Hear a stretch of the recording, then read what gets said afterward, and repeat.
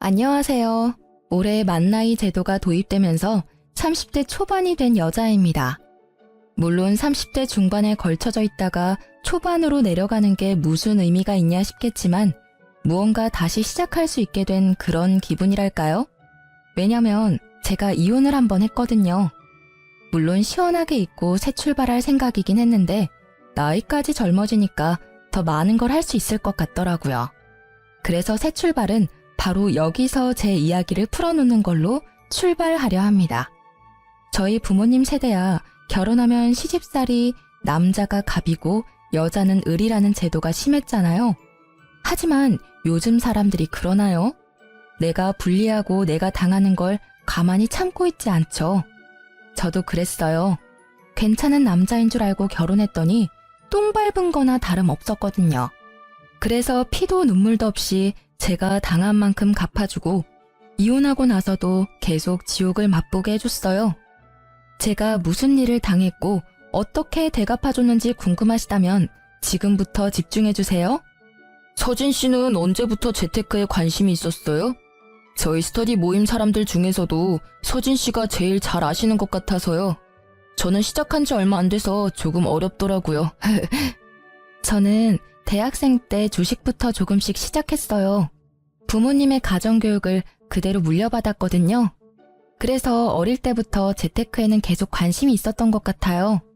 취직하고는 부동산 경매나 매매도 한번 시도해봤고요. 우와, 정말 대단하세요.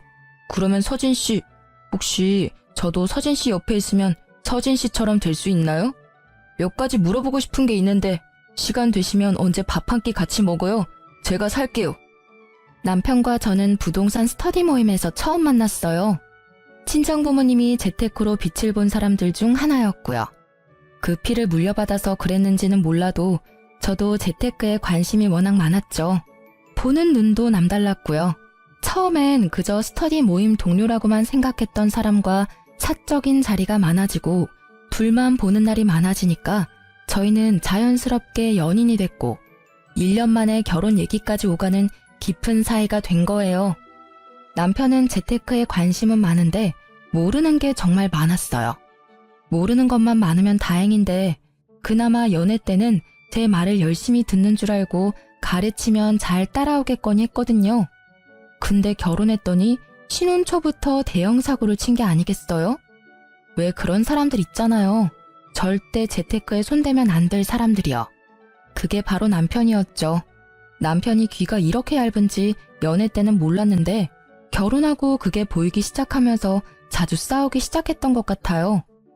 당신 진짜 미친 거야? 누가 투자를 대출까지 받으면서 해? 투자의 기본도 몰라? 적어도 나한테 물어보기라도 했어야지. 왜 혼자 결단 내리고 멍청하게 일을 키워? 진짜 꿀 정보라고 알려주는데 당장 돈이 없는 걸 어떡해. 나도 돈 있으면 내 돈으로 했지. 당신한테 말하면 당신이 돈 줄 거야? 돈만 준다면야 당신한테 무조건 다 말하지. 그냥 당신은 아무것도 하지 마. 회사에서 주는 월급 70%라도 적금 넣어. 그거만 해. 당신은 투자에 소질이 없어. 재테크가 아무나 하면 되는 줄 알아? 너 지금 나 무시하냐? 그래, 네 똥 굵다. 투자 조금 실패했다고 사람 되게 꼽주네거. 내가 진짜 좋은 정보 알아와도 너한테만 절대 말 안 해줄 거야. 나중에 후회하지나 말라고. 이렇게 남편은 주변에서 그저 좋은 정보라고 알려주면 대출까지 받아서 투자하는 스타일이었어요. 이러니 저만 답답하고 속이 터지죠. 저놈은 지가 뭘 잘못했는지 아예 모르더라니까요. 아니, 사람이 투자했다가 돈을 날린 적이 한두 번이 아니면 정신 차리고 다른 방법을 찾아야 하잖아요. 근데 남편은 자기 자존심이 먼저고 자기가 무조건 틀리지 않았다며 우기기 선수였어요. 그래서 신혼 초부터 서로 목소리가 커질 수밖에 없었죠.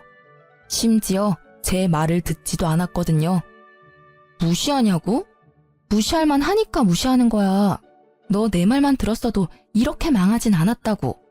근데 너야말로 매번 내 말 무시하고 다른 사람 말만 듣다가 이 꼴 난 거잖아. 너 지금 나한테 너라고 그랬냐? 이게 진짜... 됐다. 내가 너랑 무슨 말을 더 해. 이제 그냥 각자 알아서 하자고. 너는 너대로 나는 나대로 누가 이기나 해보자. 그래. 남편은 절대 제 말을 들을 생각이 없어 보였습니다. 대체 저건 무슨 똥꼬집이죠? 저는 거의 10년을 재테크 공부를 했어서 제 명의 땅이랑 건물도 있고요. 주식도 꽤 많이 올랐거든요. 자기 옆에 있는 아내가 잘 되고 있으면 자기한테도 좋은 거잖아요. 그리고 제가 저만 잘 되자고 하는 것도 아니고 같이 잘 되자고 남편한테 알려주면 괜히 심술 부리면서 그건 절대 아니라고 오히려 지가 날 무시하면 무시했다니까요. 저도 남편 말에 더는 참지 못하고 네 말대로 각자 알아서 하자고 그랬네요. 그래봤자 지만 손해지. 안 그래요? 아니나 다를까 이틀 후에 시어머니가 집에 찾아오셨더라고요. 남편이 시어머니께 그대로 일러 바쳤나 보더군요. 너는 그런 황금 같은 정보가 있으면 네 남편이랑 상의도 해보고 네가 확신이 있었다면 남편한테 끝까지 밀어붙여서 같이 투자하게 해야지. 왜 치사하게 너 혼자 투자해서 너 혼자 득을 봐? 부부는 일심동체라는 말도 모르니? 너 혼자 다 헤쳐먹고 우리 아들한테 갑질하려고 이러는 거야? 시어머니는 퇴근하고 들어오는 저를 보자마자 삿대질에 눈에 쌍심지까지 켜고 절 아주 파렴치하고 나쁜 년으로 몰아붙였어요. 어머님 아들 머리가 돌대가리라서 아무리 제가 알려줘도 똥주시게만 반응하는데 그걸 제가 뭘 어떻게 하겠어요? 그건 제 잘못이 아니잖아요. 그것도 실력이에요, 어머님. 뭐야? 시어미 앞에서도 따박따박 말대꾸하는 거 보니까 너 우리 아들은 아주 개똥으로 보이겠다. 지금 네가 돈 좀 쥐고 있다고 우리를 아주 우습게 보나 본데 사람 일은 어떻게 될지 모르는 거야. 네가 아무리 재테크에 능하니 어쩌니 해도 한순간에 쫄딱 망하는 게 그 재테크라고. 알아? 그래서 사람들이 공부하는 거예요, 어머님. 근데 남편은 공부하려는 노력도 없이 그저 돈만 벌고 싶어서 다른 사람 말만 듣다가 어머님 말씀처럼 쫄딱 망했잖아요? 어머님도 더 나이 들어서 자식 때문에 쫄딱 망하고 싶지 않으시면 남편 부추기지 않는 게 좋아요. 대체 제가 지금 뭘 하니? 너 정말 미친 거야? 시어머니는 제가 맞는 말만 하니까 받아칠 말씀이 없으셨는지 이제는 손찌검까지 하려고 했는데요. 남편은 정말 못난 놈처럼 시어머니 뒤에 숨어서 응원만 하고 있더라고요. 저는 시어머니가 날리는 손을 아주 손쉽게 맞고는 시어머니가 아닌 남편을 똑바로 쳐다봤어요. 너 이렇게라도 살고 싶으면 나한테 이러면 안 되지. 네 놈이 혼자 이런 집에서 소고기에 해산물에 맛있는 밥만 먹을 수 있을 것 같니? 지금 대출금 갚느라 빠듯할 텐데 이혼까지 하면 어떻게 살려고 이러는 거야? 이혼? 처년이 어디서 이혼을 들먹여? 시애미 앞에서 이혼? 어디 여자가 먼저 이혼을 입에 올려? 내가 오늘 네 그 못된 버릇을 단단히 고쳐주고 가마. 이리 와! 시어머니가 제게 손을 뻗으려고 하자 남편이 다급하게 시어머니를 말리더군요. 그만하라고. 이만큼 했으면 제가 알아들었을 거라고 하면서 시어머니를 서둘러 시댁으로 보내버렸죠. 당연한 결과였습니다. 지금 신혼집도 제 명의로 된 집 중 하나였고요. 결혼할 때도 결혼하고 나서도 남편이 쓴 돈은 제가 쓴 돈의 반의 반도 안 되는 금액이었거든요. 그러니 이혼하면 자기만 손해인 거예요. 다행히 이 정도로 말이 통했기 때문에 큰일은 없었네요.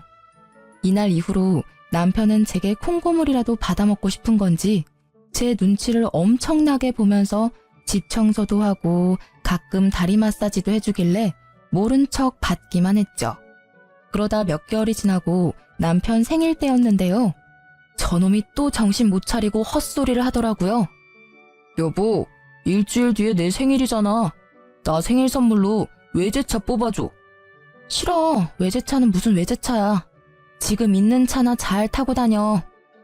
회사 사람들은 다 외제차 타고 출근하는데 나 혼자 국산차 타고 출근하니까 가오가 떨어지잖아. 당신은 남편이 국산차 타고 다니면 부끄럽지도 않아? 남편 기 한번 살려달라는 게 그렇게 어렵냐? 그렇게 외제차가 타고 싶으면 네가 열심히 돈 벌어서 네가 사던가. 내가 네 물주야? 당신은 나한테 돈 얘기 말고는 할 얘기가 없어. 말 나온 김에 당신 투자 어디 했는지 확인 좀 해야겠어. 남편은 제가 본인 투자 목록을 확인하는 걸 매우 싫어했어요. 가끔 남편이 귀찮게 굴 때면 파리 쫓듯이 쫓아내려고 일부러 투자 목록을 보여달라고 했습니다. 그러자 남편이 씩씩대면서 작은 방으로 가버리더군요. 근데 이놈이 또 지 엄마한테 일러 바쳤는지 시어머니한테서 전화가 왔는데요. 예, 곧 우리 아들 생일인데 선물은 뭐 해주기로 했니? 생각한 게 따로 있는 거야? 아니요, 아직 시간이 조금 남아서 따로 생각한 선물은 없어요. 왜요? 잘 됐네. 그러면 우리 아들 그 차 한 대만 뽑아줘라. 얘가 요즘 통 기운이 없더라고. 네가 생일 선물로 외제차 하나 뽑아주면 너도 주변에서 사모 소리 듣고 얼마나 좋니? 이런 게 상부상조 아니겠어? 내가 봐놓은 차가 있는데. 어머님, 그런 거 선물이라고 막 사주면 버릇만 나빠져요. 본인이 그렇게 좋은 차 타고 싶으면 차주 먼저 좋은 사람이 돼야 하지 않겠어요? 그리고 사람이 엉망인데 차만 좋으면 어디다 쓰겠어요. 그러면 오히려 사람들한테 욕먹는다고요.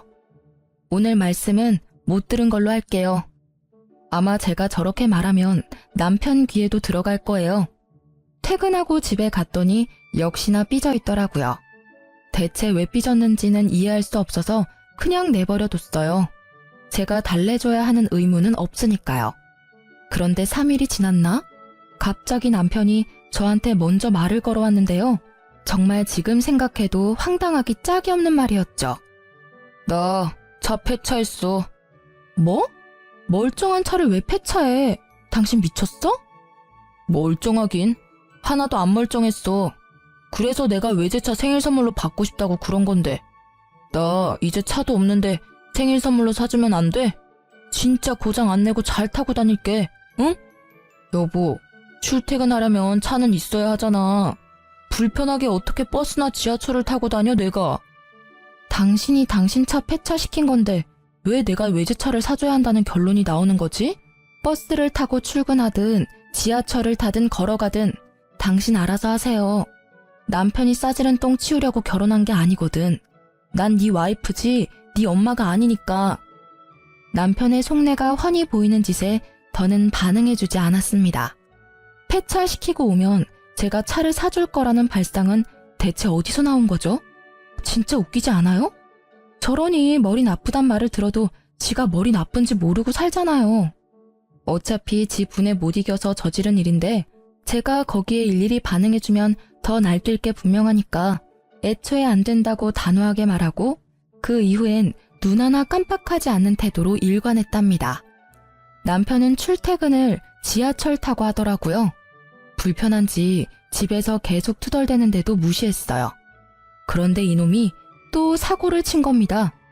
어쩐지 이날은 제 눈치를 막 보면서 일찍 출근해야 한다고 먼저 불이 나게 나가더니 제 차를 타고 출근했더라고요.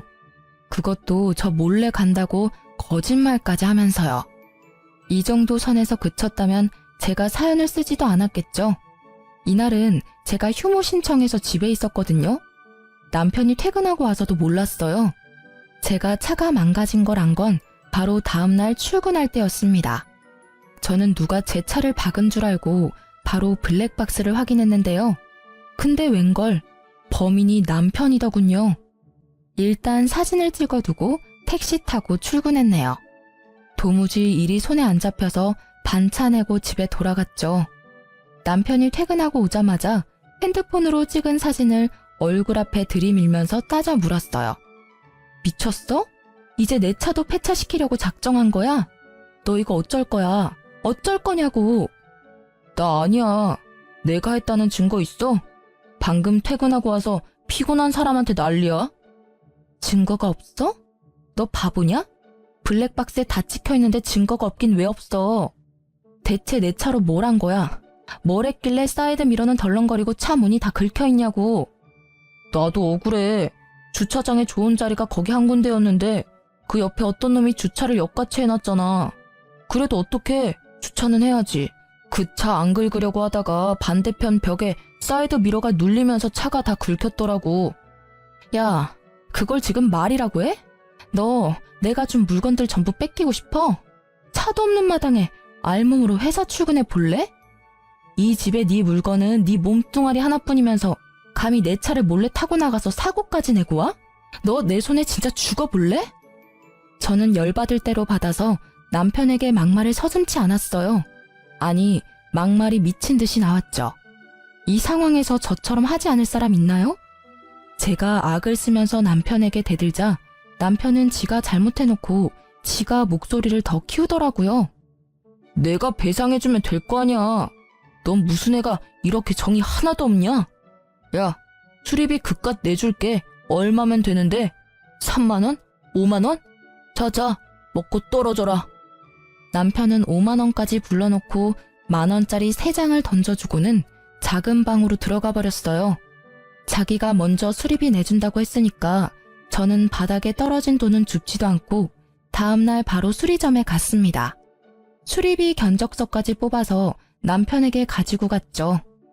남편이 하나 간과한 사실이 뭔 줄 아세요? 바로 제 차는 외제차라서 수리비가 어마어마하게 나온다는 거예요. 진짜 멍청이라니까요. 아직도 삐져서 작은 방에 숨어있는 남편을 불러냈고 견적서를 보여주었습니다. 수리비 준다며? 내놔. 견적서에 적힌 금액 보이지? 뭐 3만 원? 5만 원? 참나. 그 돈으론 내 차 바퀴에 공기도 못 넣어. 그니까 얼른 수리비 내놔. 300만 원? 무슨 수리비가 300만 원이 나와. 너 나한테 바가지 씌우는 거 아니냐? 있는 년들이 더 한다더니 대출금도 같이 안 갚아주면서 그깟 사이드미러 하나 박살났다고 300만 원? 야, 지나가던 개도 웃겠다. 인터넷에 검색해서 뽑아왔냐? 사람을 속이려면 제대로 속여야지. 이렇게 허술하게 하면 어디 속는 척이라도 하겠냐? 너야말로 정신승리 그만하고 못 믿겠으면 같이 가. 수리점에 가서 물어보자고. 이 견적서가 가짜인지 진짜인지. 진짜인 거 확인하면 당신 300만 원 무조건 내놔. 알겠어? 남편은 제가 진짜로 견적서를 위조해서 가져왔다고 생각하는 건지 실실 웃으면서 따라 나오더군요. 택시 타고 수리점에 도착할 때까지 나불대더니 수리점에서 똑똑히 알려주자 남편 얼굴이 사색이 됐죠. 여보, 내가 미안해.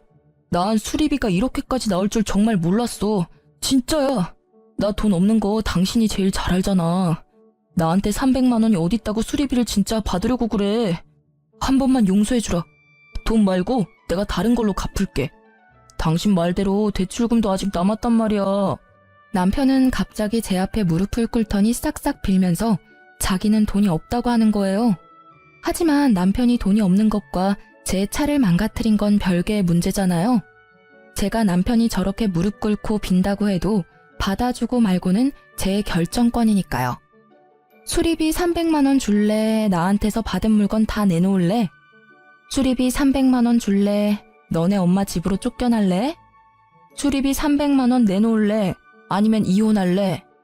저는 남편에게 협박하듯이 남편을 몰아붙였습니다. 남편은 또 이혼이라는 말에 넙죽 엎드리면서 잘못했다고 수리비 300만 원 갚을 테니까 절대 이혼은 안 된다고 매달리고 난리가 났었죠. 남편 말대로 저도 이번 일은 절대 안 넘어가고 꾸역꾸역 수리비 300만 원을 다 받아냈네요. 당신 정말 독하다. 그래도 내가 당신 남편인데 어떻게 100원도 안 깎아주고 수리비 300만 원을 다 받아가? 당신 그렇게 돈에 집착하다가 돈 때문에 망하는 수가 있다고. 적어도 당신보단 평생 잘 먹고 잘 살 것 같은데 내 걱정은 고마운데 당신 앞날부터 걱정하는 게 어때? 당신도 몇 년 지나면 어머님 노후 잘 지낼 수 있게 용돈도 챙겨드려야 하잖아. 안 그래? 남편은 제 말에 얼굴이 시뻘개졌지만 맞는 말만 하는 저에게 아무런 대꾸도 못하고 씩씩대면서 집 밖으로 나가버렸어요. 그러게 매번 이기지도 못할 싸움을 왜 걸어오는지 모르겠더라니까요. 가만히 있어도 반은 간다는 말도 있는데 저놈은 그걸 왜 모르는 건지. 그래도 매번 제가 이기는 싸움이라 그나마 버티고 살았는데요. 남편과 이혼하게 된 사건은 지금부터 시작하니까 자리 비우시면 안 돼요? 제가 어느 순간부터 집에 있는 물건들 위치를 자꾸 잊어버리는 거예요. 제가 물건을 여기저기 옮기는 성격은 아닌데 이상했죠. 근데 또 신기한 건 남편에게 이게 어딨냐 저게 어딨냐 하면 남편은 귀찮아 하면서도 한 번에 다 찾아줬어요. 당신 요즘 왜 그래? 내가 물건을 쓰고 나면 제자리에 두라고 몇 번을 얘기해. 돈 관련된 일 아니면 다 필요 없다 이거야? 이런 것도 하나 관리 못하면서 돈 관리는 어떻게 하는 건지 참. 당신 내 성격 몰라? 나랑 몇 달째 같이 살면서 내가 물건들 막 어지르는 거 봤어? 분명히 출근 전에는 화장대 위에 있었는데 혹시 당신 내 화장품 써? 나 피부 예민해서 화장품 아무거나 못 쓰잖아. 의심할 걸 의심해라. 매번 일이 안 풀리면 전부 내 탓이지. 맞아요. 사실 남편이 결혼하고 사고를 하도 많이 쳐서 제가 무슨 일만 있으면 남편 탓을 한 건 맞는데요. 이번엔 진짜 아니었거든요. 심지어 남편에게만 이런 말을 들은 것도 아니어서 더 혼란스러웠죠. 다른 날에는 시어머니께서 전화가 왔는데 다짜고짜 저에게 언성을 버럭하시는 게 아니겠어요. 너 왜 안 오니? 내가 지금 몇 시간째 기다리고 있는데 왜 아무 소식이 없어? 네? 그게 무슨 말씀이세요? 제가 어머님 댁에 간다고 했나요? 너희 김치 다 먹었다고 해서 내가 가져가라고 했잖아. 근데 왜 여지껏 안 와? 너 늙은 시엠이 훈련시키냐? 기다리면 올 줄 알았더니 한참을 기다려도 인기척이 없어서 전화했다. 근데 넌 까맣게 잊어버리고 있고 챙겨주려고 해도 네가 이딴 식으로 나오니 내 입에서 좋은 말이 나오겠어? 얼른 와서 김치 가져가. 분명 전 시어머니한테 받은 연락이 아무것도 없었는데 더욱 소름 끼치는 건 시어머니가 말한 날에 정확하게 통화 내역이 남겨져 있더라고요. 한두 번에 그쳤다면 또 그러려니 할 텐데 한 달이 넘도록 그런 일로 스트레스를 받았다면 믿어지시나요? 냉장고에 리모컨이 들어가 있는 건 기본이고 제가 바르던 립스틱이 신발장에 들어가 있고 한 번은 집에서 밥을 먹다가 잠시 업무 전화로 베란다를 갔다가 왔더니 밥그릇이 통째로 사라진 거 있죠? 남편에게 물으니 제가 다 먹고 치우고 갔다는데 물어볼 사람이 남편밖에 없으니 믿을 수밖에요. 하여튼 이런 일이 반복적으로 있다 보니 저 스스로도 위축되고 말았죠. 옆에서 남편은 건망증 아니냐며 투덜대지 시모는 자꾸 전화해서 왜 오기로 했는데 안 오냐며 압박 주지. 저도 모르게 자존감이 뚝뚝 떨어지고 말았죠.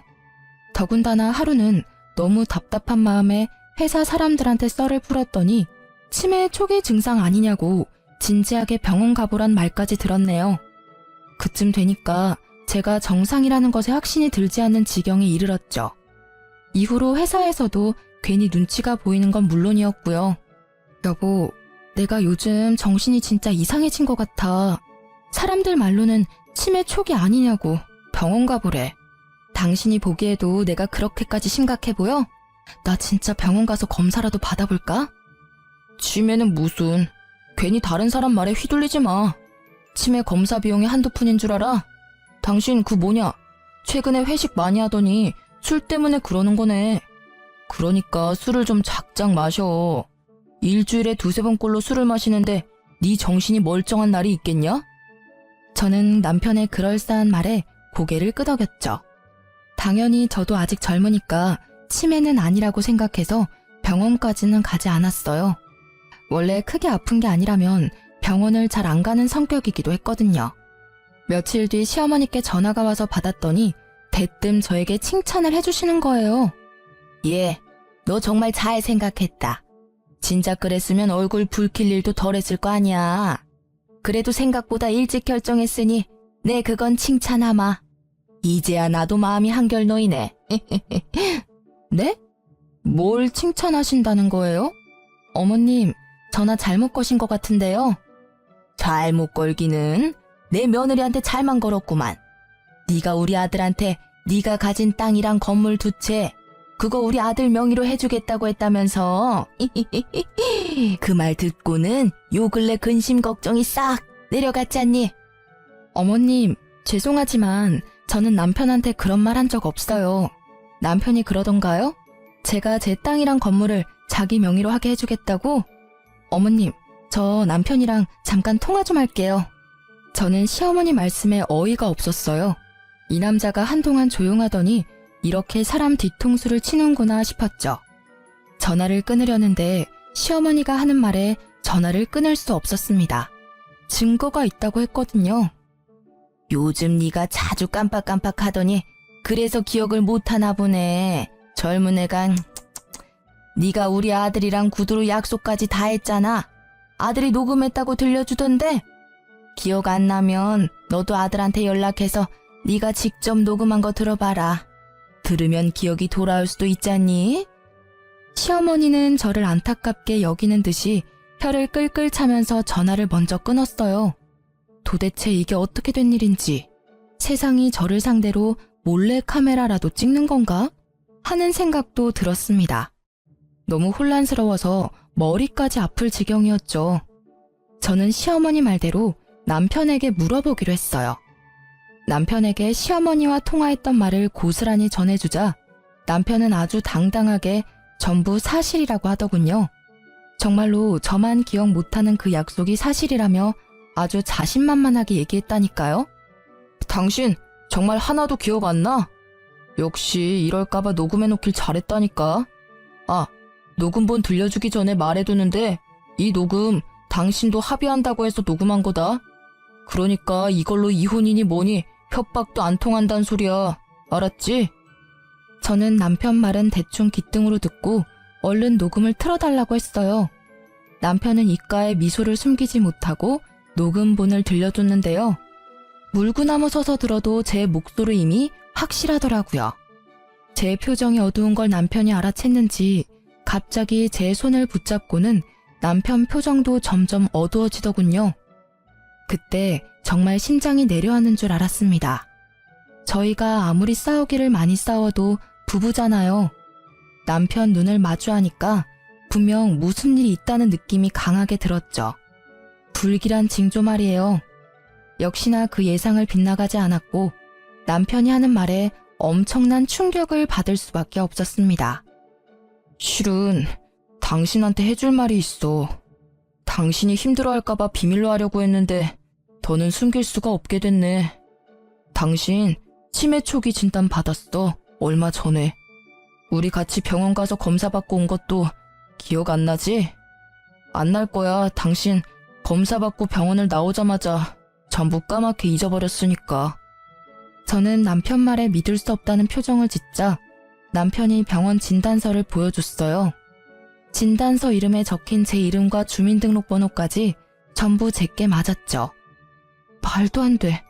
내가 치매 초기라고? 회사에서는 전혀 그런 기색이 없었는데 뭔가 잘못됐어. 나 다시 병원 가서 검사 받아볼래. 지금은 기억할 수 있으니까 지금 당장 다녀올게. 당신 이날도 그랬어. 검사 받으러 가는 그날도 전부 기억할 수 있다고, 괜찮다고 그랬다고. 여보, 인정해.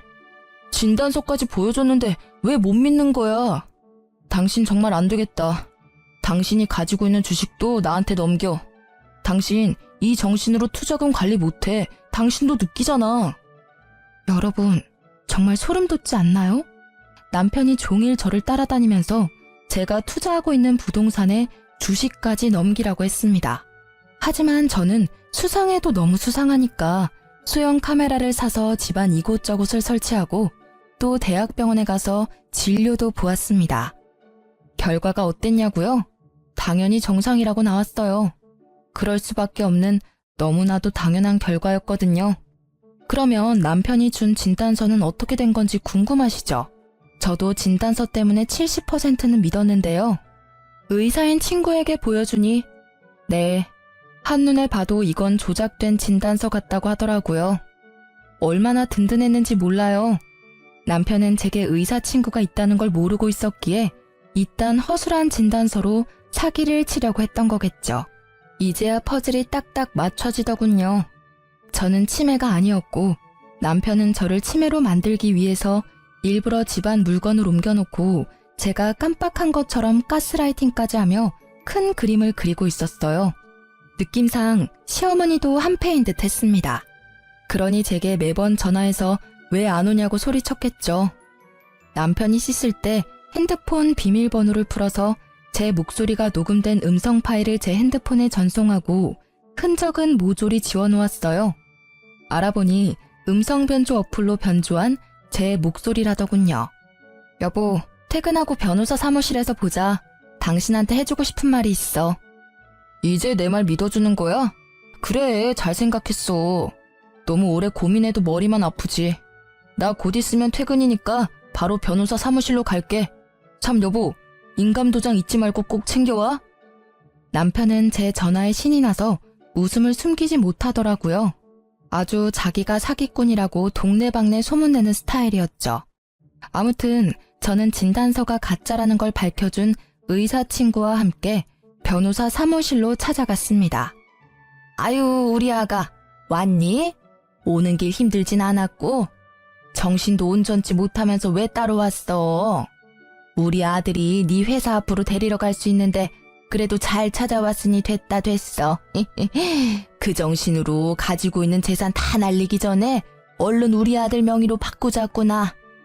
인감도장 가지고 왔구나? 변호사님, 이 사람이 제가 말씀드린 치매 걸린 와이프입니다. 오늘 이 사람이 저한테 전 재산 양도하기로 했거든요. 아픈 아내를 둔 남편인 제가 해야 할 도리니까요. 저는 어떠한 말보다 손이 먼저 나갔어요. 남편 뺨을 냅다 때렸습니다. 사무실 안이 울릴 만큼 소리가 컸죠. 변호사에게 남편이 위조한 진단서를 보여줬고 의사인 친구가 변호사에게 모든 상황을 설명해줬어요. 이건 제가 얼마 전 대학 병원에서 온갖 검사를 다 받은 진단서예요. 당연히 정상으로 나왔고요. 저놈들이 제 재산을 뺏어가려고 진단서까지 위조해서 저를 심신미약자로 만들려고 한 연놈들이라고요. 무슨 소리라는 거야? 당신이야말로 왜 이래? 당신 아직도 치매라고 못 받아들인 거야? 이런다고 상황이 달라지는 건 아무것도 없어. 변호사님 앞에서 부끄럽게 그만하지 못해? 거기 우리 며느리 친구 의사라고 한 것 같은데 의사면 이렇게 진단서를 가짜로 만들고 해도 되는 거예요? 친구가 정신이 안 좋고 그러면 납득할 수 있게 해줘야지. 이딴 거나 만들어주는 게 무슨 친구라고? 예, 너 당장 저 친구랑 연 끊어라. 네 인생에 하나도 도움 안 될 친구야. 내가 딱 보면 알지. 내 인생에 하나도 도움 안 될 사람은 내 친구가 아니라 바로 당신들이야. 변호사님, 이 녹음도 저 사람들이 목소리 변조해서 만든 거라네요? 제 목소리가 아니라요. 이러면 저 사람들 처벌할 수 있는 거죠? 전 절대 합의해줄 생각이 눈꼽만큼도 없거든요. 네, 허위로 작성했다는 사실이 밝혀진다면 허위 진단서 등 작성죄로 처벌할 수가 있죠. 그런데 친족 상도례라는 특례 제도가 있어서요. 고소하더라도 배우자 간 발생한 절도죄와 사기죄 등의 재산범죄에 대해선 형을 면제받을 수가 있거든요. 시어머니와 남편은 더욱 기세등등하게 나오더라고요. 저는 태블릿에 다운받아온 영상 하나를 보여주며 말했죠. 이걸로도 충분히 이혼 소송은 할 수 있지 않나요? 저 위자료도 청구하겠습니다. 저들이 저를 심신미약자로 만들고 제 돈까지 갈취하려 했던 시간에 대한 위자료요. 그건 제가 집 곳곳에 숨겨놓은 소형 카메라에 찍힌 영상인데요. 남편놈이 제가 썼던 물건을 곧바로 옮겨놓고는 뻔뻔하게 모르는 척하는 모습이 적나라하게 찍혀 있었죠. 심지어 제 휴대폰 비밀번호도 알고 있었는지 몰래 가져가 시모와의 통화 기록을 남겨둔 것도 모조리 찍혀 있었죠. 네, 충분히 가능합니다. 그리고 한 가지 말씀 못 드린 게 있는데 남편분 무슨 생각으로 이런 일까지 벌이셨는지 모르겠지만 의사소견에 의해 치매 상태인 게 인정이 되면 명의 이전에 대한 모든 계약은 이전 무효 처리가 됩니다. 말 그대로 정상적으로 이루어진 소유권 이전 등기가 아니기 때문이죠. 어쨌거나 계획하신 대로 진행하셨어도 원하시는 소유권은 인정받기가 매우 힘들다는 말입니다. 그리고 재산 관치를 목적으로 의사소견서를 허위 작성하셨으니 이혼 청구에 대한 아내분 소 제기는 충분히 가능한 일이죠. 그러자 시어머니와 남편이 서로 눈치를 막 보다가 시어머니가 먼저 무릎을 꿇길래 공범이라는 걸 확신했네요. 남편도 시어머니 따라 무릎을 꿇었고요. 아이고, 내가 잘못했다. 우리 아들은 아무 죄가 없어요. 내가 전부 시켜서 한 일이야. 그러니 이혼 소송만은 하지 말아다오. 네가 자꾸 우리를 무시하고 우리 아들한테 이혼으로 협박하니까 그래서 우리도 네가 다시는 이혼 소리 못하게 겁만 살짝, 아주 살짝 주려고 했던 게야, 응? 맞아. 엄마 말이 사실이야. 내가 못나서 자존감이 낮아서 당신한테 화풀이 한 거야. 내가 미안해. 나도 다 잘못했고 전부 다 사과할게. 그리고 따지고 보면 당신이 공동명의로 안 해줘서 그런 것도 없지 않아 있지. 그래, 아가, 네가 너무 심하긴 했지. 너희가 결혼한 지 몇 달인데 공동재산이 없는 게 말이 돼? 그것도 여자가 재산이 너무 많으면 집안이 망해요, 망해. 아들 명의로 바꾸면 내가 얻는 게 뭐가 있다고 이랬겠어. 다 니들 잘 살라고 내가 도와준 거지. 이혼 소송할게요, 변호사님. 지금 바로 할 수 있나요? 저들은 저에게 사과를 하고 싶은 건지 자기들이 억울하다고 변명을 하고 싶은 건지 모르겠더군요. 어이가 없어서 소송하겠다고 했더니 시어머니는 제 왼다리, 남편은 제 오른다리를 붙잡고 매달렸어요. 당신이 나랑 정말 못 살겠다면 이혼해줄게. 대신 소송 말고 합의로 해주면 안 될까? 나 정말 돈이 없어서 그래. 당신 알잖아. 당신한테 수리비 300만 원까지 갚고 땡전 한 푼 없는 거. 우리 엄마도 이렇게까지 하는데 이 정도는 해줄 수 있잖아. 마지막으로 부탁할게. 제가 소송 없이 협의 이혼을 했을까요? 네, 사실 남편과 시모가 감히 저를 치매로 몰아갔지만 그 함정에 제가 빠지지도 않았고 재산 피해액이 없으니 제가 원하는 대로 큰 처벌을 받게 할 수는 없더라고요. 그리고 남편이 제가 마음 바꾸고 소송 걸까봐 법원 출석에 적극적으로 임했고요. 가장 빠른 날에 협의 이혼 신청서를 냈고 아이도 없어서 숙려기간 모두 출석해 2달 만에 빠른 이혼을 했죠. 만약 소송을 진행했더라면 1년에 가까운 기간을 수고스러웠을 텐데 시간과 노력을 아꼈다는 점에서 협의 이혼이 나름 합리적인 선택이었죠. 그런데 그거 아시나요? 사촌이 땅을 사면 배가 아프다는 속담 말이에요. 굳이 제가 복수를 하지 않아도 돈에 목마른 전 남편 놈이 저 때문에 개거품을 물더라고요. 결혼 생활할 때 재개발한다던 지역에 투자했던 게 이제야 빛을 발한 거예요. 생각지도 못한 돈에 로또 1등에 당첨된 기분이었죠. 이거 제가 전 남편에게도 알려줬던 정보였는데 바보 같은 놈이 제 말은 안 듣고 거긴 망할 거라며 투자하지 않았던 지역이었죠. 아주 쌤통이라는 생각이 들었는데 때마침 모르는 번호로 전화가 오더라고요. 1년 만에 듣는 전 남편 목소리더군요. 당신이 예전에 알려줬던 재개발 지역, 거기 당신은 투자했었지? 분명 망할 거라고 했는데 에이씨, 아까워 죽겠네. 그 돈만 있었어도 이렇게는 안 살 텐데. 우리 엄마가 나한테 재산 안 물려주겠다고 죽어서도 가지고 갈 거라는데 나 이제 어떡하지? 소연아, 나 이제 돈 한 푼도 없어. 정말 거지라고. 그러니까 나한테 정보 하나만 알려주라, 응? 아직도 정신 못 차리고 사네? 역시 사람은 고쳐 쓰는 게 아니라더니 딱 너한테 하는 말인가 보다. 내 말은 귓등으로도 안 듣는 사람한텐 정보 알려주고 싶지 않아. 바쁜 사람 붙잡지 말고 끊어. 소연아, 한 번만, 딱 한 번만 살려주라, 어? 네가 알려준 정보로 투자했다가 대박나면 내가 몇 배로 돌려줄게. 2배, 아니 5배로 돌려줄게. 그러니까 돈도 좀 빌려주면 고맙겠는데. 오갈 데 없는 사람 불쌍해서라도 한 번만 살려주라. 너 아니면 길바닥에서 자야 하는데 너도 내가 그러길 원하는 건 아니잖아. 한심하다, 한심해. 그러게, 있을 때 잘했어야지. 지나간 버스가 다시 돌아오는 줄 알아? 오케이, 노숙자한테 봉사하는 셈 치고 인심 한번 쓸게. 문자로 보내줄 테니까 거기 투자해봐. 정말? 정말이야? 역시 소연이 너밖에 없다. 돈은 안 빌려주는 거지? 그래도 이게 웬 떡이냐? 네가 알려준 정보면 무슨 수를 써서라도 투자해야지. 고맙다. 정말 고마워. 전 남편은 대출받았는지 사채를 썼는지는 몰라도 며칠 후에 제가 알려준 곳에 투자했다고 하더라고요. 저한테도 했냐고 확인하길래 했다고 뻥쳤죠. 제가 거기 투자를 왜 합니까? 곧 망할 주식인데. 아니나 다를까 몇 개월 후에 이상한 번호로 전화가 오길래 받았는데요.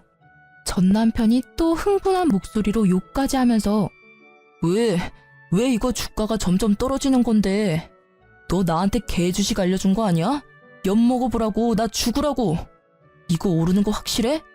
아니면 나 진짜 죽는다고, 박소연. 귀 아파. 네가 공부를 똑바로 안 해서 작은 변동에도 심장이 철렁하는 거지. 원래 주식은 내려갔다가 확 오르는 게 주식이야. 그거 잠깐 못 참으면서 무슨 떼돈을 벌겠다고. 하기 싫으면 때려쳐. 나도 너한테 알려주고 아까워서 후회했으니까 빼고 싶으면 빼라고. 제가 세게 나가니까 전 남편은 금세 꼬리를 내리면서 그렇냐고 저만 믿겠다고 하면서 전화를 끊더군요. 정말 멍청하죠? 복수할 상대가 이렇게 멍청하면 복수할 맛은 좀 덜한데. 재미는 아주 만족스러웠어요. 결국 얼마 못 가서 그 종목은 연이은 하한가로 거래 정지가 되어버렸죠. 주식한다는 애가 뉴스도 안 보고 제 거짓 정보만 철석같이 믿은 잘못이죠. 전 남편에게 미친 듯이 전화가 왔었지만 제가 그걸 받겠나요? 이상한 번호나 모르는 번호로 오면 절대 안 받고 전부 차단했네요. 저는 악마에게 뺏길 뻔한 제 재산을 지켰고 점점 불어나는 재산으로 뷰가 좋은 집을 하나 매매했습니다. 그리고 그 집에는 부모님을 이사해드렸어요. 또 제가 가진 건물 2채는 부모님이 관리 중이고요. 안 그래도 얼마 전에 아빠가 놀러 가셨다가 빗길에 미끄러져서 허리를 삐끗하셨다는 거예요. 네 아빠는 아직도 자기가 20대인 줄 아나 봐.